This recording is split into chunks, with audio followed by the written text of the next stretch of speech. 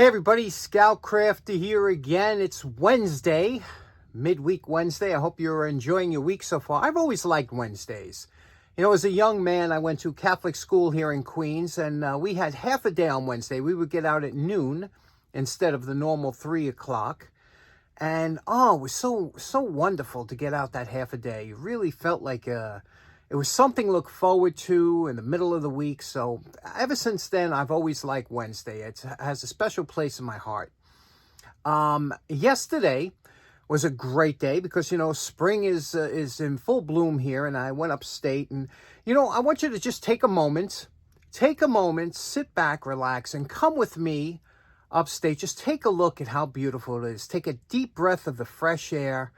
Just come and enjoy this.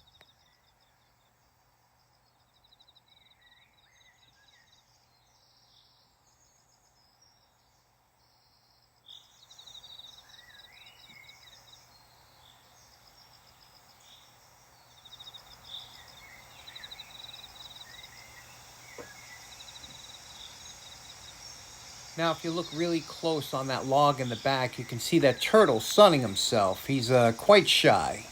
Now, it takes a couple hours for me to get up to that property. And, you know, instead of just getting in the car and driving and trying to get up there as soon as possible, you tend to make the trip part of the outing, part of the adventure. And so you stop at a few places on the way up there, have something to eat, you know, you make a day of it. And one of the places I like to stop at, obviously, you know, I told you about Lowe's in Middletown. Well, I was looking in there, and they happened to have this little mini bike, as I guess you would call it. And I said, wow, if I was a kid back then and they had something like this for sale, I would have worked, you know, mowed lawns or whatever I had to do to save up enough money to buy this bike. Look how cool that bike is. Can you imagine having that when we were 15 years old, especially at this price? Boy, I would have saved up. I would have definitely got one. Now, later on, I had to do some shopping, had to pick up some paper towels. Did you notice with bound, like how hard it is? I'm not great with math, but check this out. Okay, let me see now. Here we got 2 equals 4. Okay, that's double. So but down here, we got 6 equals 12. Okay, that's still double, but wait, what is that up to? 8 equals 24. I don't get that one. Wait, 4 is equaling 12 now? Over there, we got 12 equals 24. That's back to double. But wait, what's this? 10 equals 30? I don't know. What the heck? What the? Getting to the point where you need a calculator to go buy paper towel. I did pick up that socket set at Lowe's. Let's check that out real quick. Next up, when I was a kid, one of my favorite tools that my dad owned that I would get to use was his S&K quarter-inch drive socket set. Used this thousands of times. Every time I picked it up as a kid, I was like, wow, that's a nice set, you know? So when I was at Lowe's a couple weeks ago, I saw the Craftsman set that they have, and this one here. I always looked at this. I said, it's a nice set. It's got a nice amount of sockets, a good size range. It's metric and standard. And I said, you know, the price was $32 when I first saw it. It came down to $22, and now it's on sale for $19.99. So I said, you know what?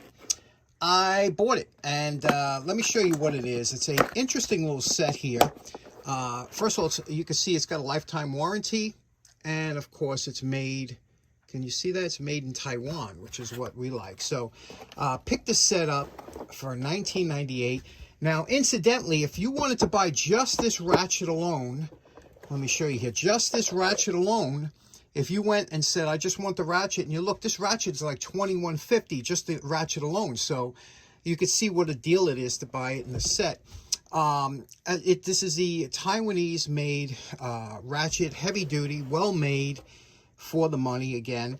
And it comes in this case. Now, this is one of those cases that it looks like it's stackable, you know, the way these are, that these fold down and it can clip to another case, and it's got these details. So I don't, you know, have any other cases, but what I like about this particular case, is it has an insert that comes out. So you can pull out this insert here, and you can see that how thick it is, you know. And you can pull this, you can put this in your toolbox, you can do that, whatever. And then you also have this case as a secondary, or whatever the case may be. Now, Couple nice things about this. It comes obviously with the extension, a good range. There's 6-point sockets.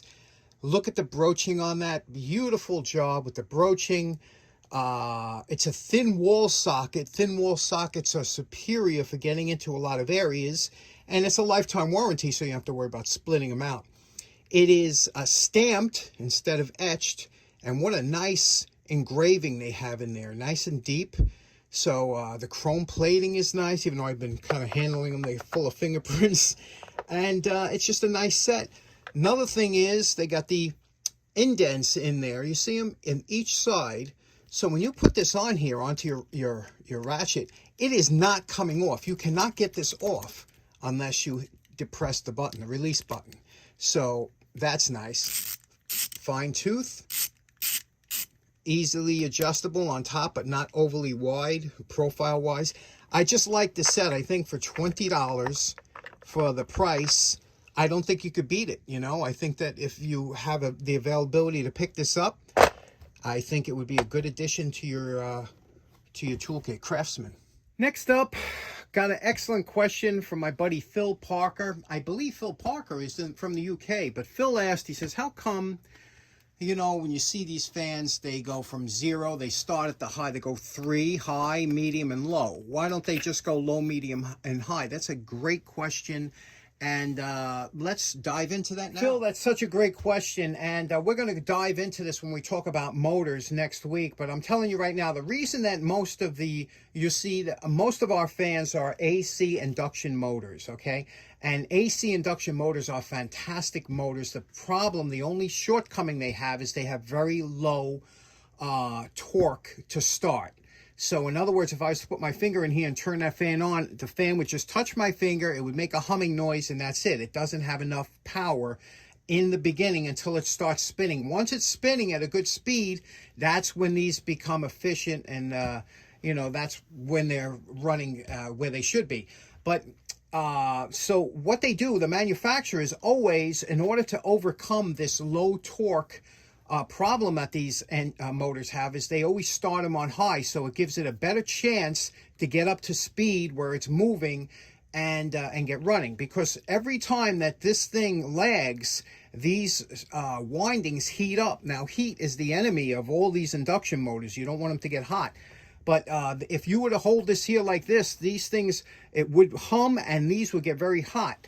And that's what would lead to premature failure eventually on the motor. So you always want to start your AC motors with the least amount of torque, you know, especially ones that like fan motors, with the least amount of torque and the most amount of current, which is on high. And we'll get more into that. But it's basically, the reason that it's done is to help this get started easily with the least amount of damage to or heat to the motor, and that's why it's done. Okay, next up, last night was the poor man's flea market, and I picked up a couple of nice cords that would make a poor man's extension cords, and I'll show you what I mean. Let's check it out. Okay, what you're looking at is my 1-week score. This is over 2 nights from the poor man's flea market. And again, what you have to do is look for the houses that have the for sale sign on it. And then you wait a couple weeks, and when the house is sold, now people have to get rid of their stuff. And then little by little, as they're moving out, better and better stuff come to the curb until it's the day before they leave and they throw everything out. Well, right around the corner from me, a house was going out the other day, and it was, I guess, their last day there, and they had the whole street was filled with all kinds of stuff. But they threw out a couple of like rug shampooers and good quality ones, and I got the cords. These are lovely cords off of them, and this one here is a beautiful cord, got off of a refrigerator, nice heavy duty cord. This one here came off an air conditioner. So you see, they're all good cords. And what I like to look for, every cord has written on it the specifications. Let me show you. Now here you can see this is written on all the cords. You can see it's UL listed. It's got the thickness of the wire gauge in there, the temperature that this cord is meant to operate up to, and things like that. So they all have it on here. Sometimes you have to look harder than others. Here on this cord, let me find it on this this cord here. It's always printed or stamped on here. Let me find it. Here it is. You see it? This one here is stamped. And again, this one here, you can see it's got the number, it's got the type of cord, it has the information on it.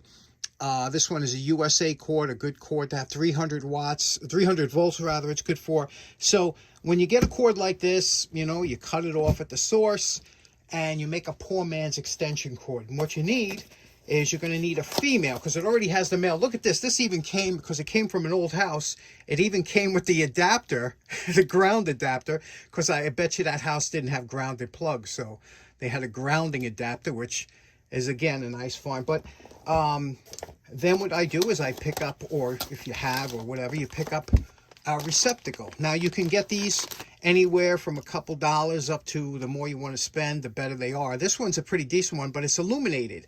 So what we're going to do is we're going to put this on the end here, make this into a nice poor man's extension. First thing I like to do is to take a damp cloth and clean the entire cord, and also check to make sure there's no kinks, no rubs, because you know, sometimes if these are used for a vacuum cleaner or something, you'll see little rub marks or something. If that's the case, you got to cut that off if it's gone too deep. But this is in perfect shape. It was rarely used, so we go to step now. These plug receptacles are meant to take a wide variety of diameters of cord, but I wanted to, because this cord is a little bit on the thin side for these type receptacles, I wanted to cover with a piece of heat shrink to make like a strain relief. Now, I just recently bought this heat shrink tubing, and this stuff is supposed to be really good, waterproof, chemical resistant, and it has a hot melt glue inside that automatically will melt and grip onto it so it won't slide and move around. So what I want to do now, I want to see how it looks when it's shrunk down with a test piece. So I cut a piece of the cord off, and I'm going to hit it with the heat gun to see what this looks like when it's ready to go. Okay, so here it is. The test is done. You could see we put that small piece on there. First of all, you could see the hot melt adhesive. It's like a hot glue. It just will not move up and down on the tube. It's a very nice appearance. There's no wrinkles. It's very strong, and it's much stronger. You could see here it's much less flexible, so it'll be a really good strain relief.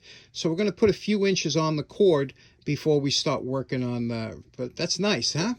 Now, how this particular plug works is there's a clamping bar here that when you strip the wire down, you place the bare part of the wire in there.